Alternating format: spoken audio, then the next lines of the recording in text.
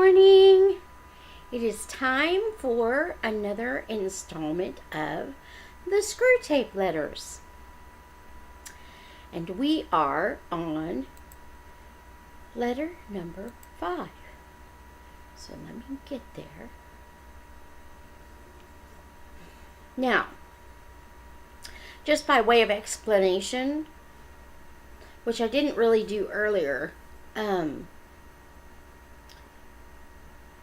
this story is told from the point of view of the devil, or who we call the enemy. But when he says the enemy, he's talking about God. When he says our Father below, he's talking about Satan. So this is one of the minions, minions of Satan. And he is training his nephew. So that's where this all comes from. So Wormwood is the nephew of Screwtape. Okay, so here we go. My dear Wormwood, it is a little bit disappointing to expect a detailed report on your work and to receive instead such a vague rhapsody as your last letter. You say you are delirious with joy because the European humans have started another of their wars. I see very well what has happened to you. You're not delirious. You are only drunk. Reading between the lines in your very unbalanced account of the patient's sleepless night, I can reconstruct your state of mind fairly accurately. For the first time in your career, you have tasted that wine which is the reward of all our labors, the anguish and bewilderment of a human soul. And it has gone to your head. I can hardly blame you. I do not expect old heads on young shoulders. Did the patient respond to some of your terror pictures of the future? Did you work in some good self-pitying glances at the happy past? Some fine thrills in the pit of his stomach, were there? You played your violin prettily, didn't you? Well, it's all very natural. But do remember, Wormwood, that duty comes before pleasure. If any present self-indulgence on your part leads to the ultimate loss of the prey, you will be left eternally thirsting for that draught of which you are now so much enjoying your first sip. If, on the other hand, by steady and cool-headed application here and now, you can finally secure his soul, he will then be yours forever.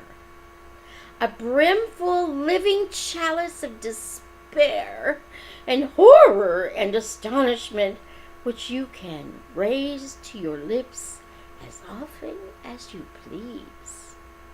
So, do not allow any temporary excitement to distract you from the real business of undermining faith and preventing the formation of virtues. Give me, without fail, in your next letter, a full account of the patient's reactions to the war, so that we can consider whether you are likely to do more good by making him an extreme patriot or an ardent pacifist. There are all sorts of possibilities. In the meantime, I must warn you not to hope too much from a war. Of course, a war is entertaining. The immediate fear and suffering of the humans is a legitimate and pleasing refreshment for our myriads of toiling workers. But what permanent good does it do us unless we make use of it for bringing souls to our Father below? When I see the temporal suffering of humans who finally escape us, I feel as if I had been allowed to taste the first course of such a rich banquet and then denied the rest. It is worse than not having tasted it at all. The enemy, true to his barbarous methods of warfare, allows us to see the short misery of his favorites, only to tantalize and torment us, to mock the incessant hunger which, during this present phase of the great conflict, his blockade is admittedly imposing. Let us therefore think rather how to use than how to enjoy this European war, for it has certain tendencies inherent in it which are in themselves by no means in our favor. We may hope for a good deal of cruelty and unchastity, but if we are not careful, we shall see thousands turning in this tribulation to the enemy, while tens of thousands who do not go so far as that will nevertheless have their attention diverted from themselves to values and causes which they believe to be higher than the self. I know that the enemy disapproves many of these causes, but that's where he is so unfair. He often makes prizes of humans who have given their lives for causes. He thinks bad on the monstrously sophistical ground that the humans thought them good and were following the best they knew. Consider, too, what undesirable deaths occur in wartime. Men are killed in places where they knew they might be killed, and to which they go, if they are at all part of the enemy's party, prepared. How much better for us if all humans died in costly nursing homes, amid doctors who lie, nurses who lie, friends who lie, as we have trained them, promising life to the dying, encouraging the belief that sickness excuses every indulgence, and even if our workers know their job, withholding all suggestion of a priest, lest it should betray to the sick man his true condition.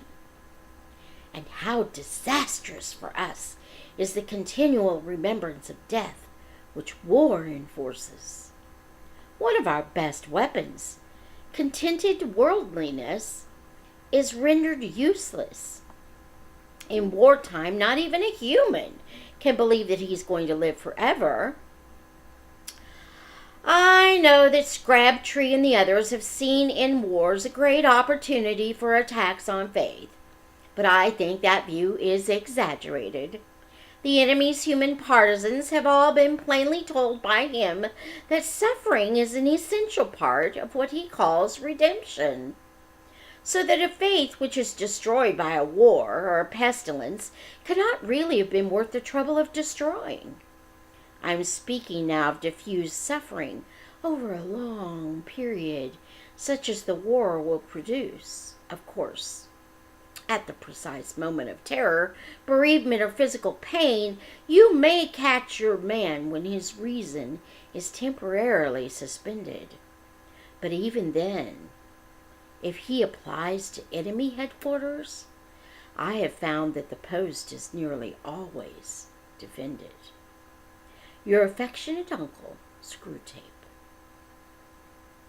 Letter 6. My dear Wormwood, I am delighted to hear that your patient's age and profession make it possible, but by no means certain, that he will be called up for military service.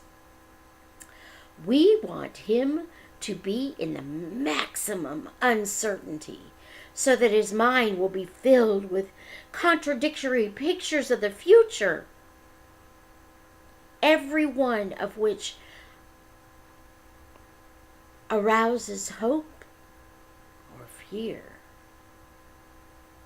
There's nothing like suspense and anxiety for barricading a human's mind against the enemy. He wants men to be concerned with what they do. Our business is to keep them thinking about what will happen to them. Your patient will, of course, have picked up the notion that he must submit with patience to the enemy's will. What the enemy means by this is primarily that he should accept with patience the tribulation which has actually been dealt out to him, the present anxiety and suspense. It is about this that he is to say, "Thy will be done." And for the daily task of bearing this, that the daily bread will be provided. It is your business to see that the patient never thinks of the present fear as his appointed cross, but only of the things he is afraid of. Let him regard them as his crosses. Let him forget that, since they are incompatible, they cannot all happen to him. And let him try to practice fortitude and patience to them all in advance. For real resignation at the same moment to a dozen different and hypothetical fates is almost impossible, and the enemy does not greatly assist those who are trying to attain it. Resignation to the present and actual suffering, even where that suffering consists of fear, is far easier and is usually helped by this direct action. An important spiritual law is here involved. I have explained that you can weaken his prayers by diverting his attention from the enemy himself to his own states of mind about the enemy. On the other hand, fear becomes easier to master when the patient's mind is diverted from the thing he feared to the fear itself, considered as a present and undesirable state of his own mind. And when he regards the fear as his appointed cross, he will inevitably think of it as a state of mind. One can therefore formulate the general rule: in all activities of mind which favor our cause, encourage the patient to be unself-conscious and to concentrate on the object. But in all activities favorable to the enemy, bend his mind back on itself. Let an insult or a woman's body so fix his attention outward that he does not reflect, "I am now entering into the state called anger," or the state called lust. Contrariwise, let the reflection, "My feelings are now growing more devout or more charitable," so fix his intention inward that he no longer looks beyond himself to see our enemy or his own neighbors, as regards his more general attitude to the war. You must not rely too much on those feelings of hatred which the humans are so fond of discussing in Christian or anti-Christian periodicals. In his anguish, the patient can, of course, be encouraged to revenge himself by some vindictive feelings directed toward the German leaders, and that is good so far as it goes.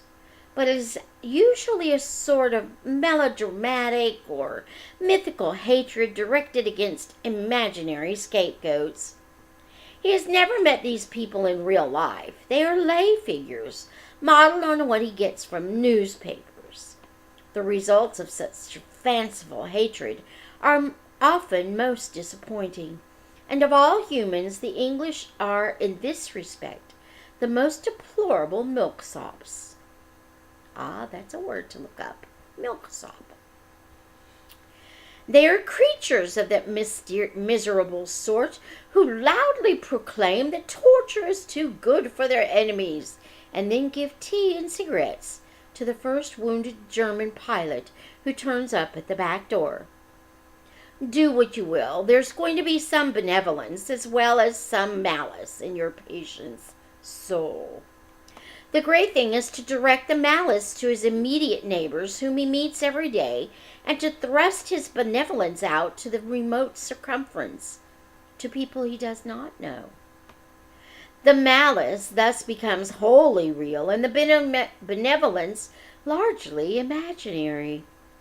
There is no good at all in inflaming his hatred of Germans if, at the same time, a pernicious habit of charity is growing up between him and his mother, his employer, and the man he meets in the train. Think of your man as a series of concentric circles, his will being the innermost, his intellect coming next, and finally his fantasy. You can hardly hope at once to exclude from all the circles everything that smells of the enemy, but you must keep on shoving all the virtues outward till they are finally located in the circle of fantasy, and all the desirable qualities inward into the will. It is only insofar as they reach the will and are there embodied in habits that the virtues are really fatal to us. I don't, of course, mean what the patient mistakes for his will, the conscious fume and fret of resolutions and clenched teeth, but the real center, what the enemy calls the heart. All sorts of virtue, painted in the fantasy or proved by the intellect or even, in some measure, loved and admired, will not keep a man from our Father's house. Indeed, they may make him more amusing when he gets there. Your affectionate uncle, Screwtape. Letter 7. My dear Wormwood, I wonder you should ask me whether it's essential to keep the patient in ignorance of your own existence. That question, at least for the present phase of the struggle, has been answered for us by the High Command. Our policy, for the moment, is to conceal ourselves. Of course, this has not always been so. We are really faced with a cruel dilemma. When the humans disbelieve in our existence, we lose all the pleasing results of direct terrorism, and we make no magicians. On the other hand, when they believe in us, we cannot make them materialists and skeptics. At least not yet. I have great hopes that we shall learn in due time how to emotionalize and mythologize their science to such an extent that what is, in effect, belief in us, though not under that name, will creep in while the human mind remains closed to belief in the enemy.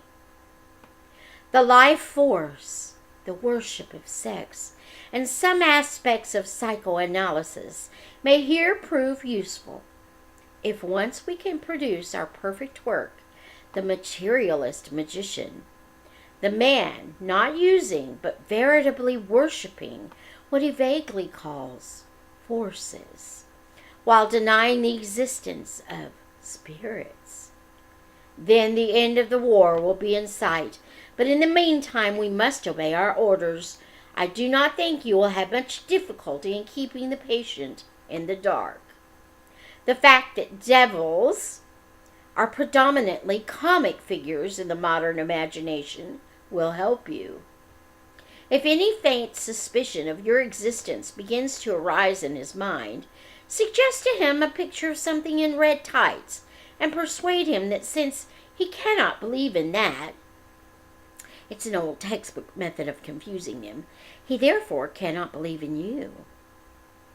I had not forgotten my promise to consider whether we should make the patient an extreme patriot or an extreme pacifist. All extremes, except extreme devotion to the enemy, are to be encouraged. Not always, of course, but at this period. Some ages are lukewarm and complacent, and then it is our business to soothe them yet faster asleep. Other ages, of which this present is one, are unbalanced and prone to faction, and it is our business to inflame them.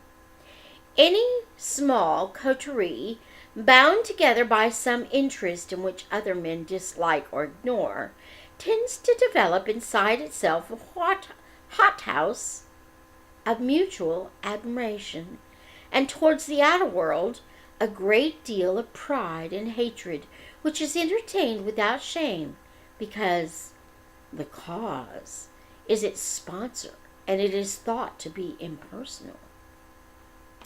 Even when the little group exists originally for the enemy's own purposes, this remains true. We want the church to be small.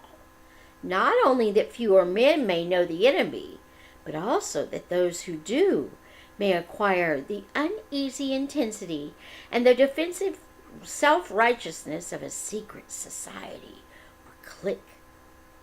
The church herself is, of course, heavily defended, and we have never yet quite succeeded in giving her all the characteristics of a faction. But subordinate factions within her have often produced admirable results, from the parties of Paul and of Apollos at Corinth down to the high and low parties in the Church of England. If your patient can be induced to become a conscientious objector, he will automatically find himself one of a small, vocal, organized, unpopular society, and the effects of this, on one so new to Christianity, will almost certainly be good. But only almost certainly. Has he had serious doubts about the lawfulness of serving in a just war before this present war of serving began? Is he a man of great physical courage, so great that he will have no half-conscious misgivings about the real motives of his pacifism? Can he, when nearest to honesty, no human is ever very near, feel fully convinced that he actuated wholly by the desire to obey the enemy? If he is that sort of man, his pacifism will probably not do us much good, and the enemy will probably protect him from the unusual consequences of belonging to a sect. Your best plan in that case would be to attempt a sudden, confused emotional crisis from which he might emerge as an uneasy convert to patriotism.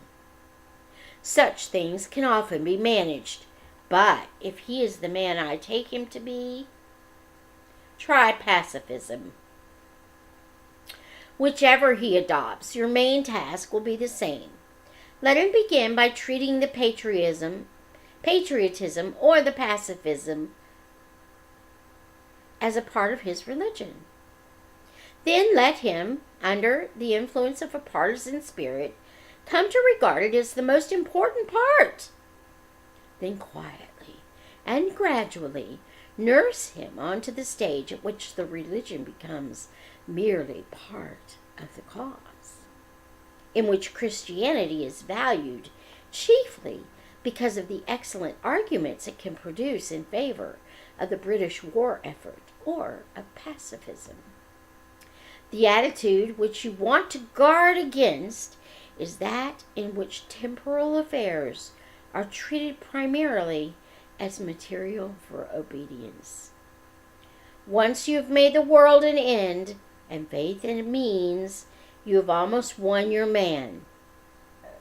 And it makes very little difference what kind of worldly end he is pursuing, provided that meetings, pamphlets, policies, movements, causes, and crusades matter more to him than prayers and sacraments and charity.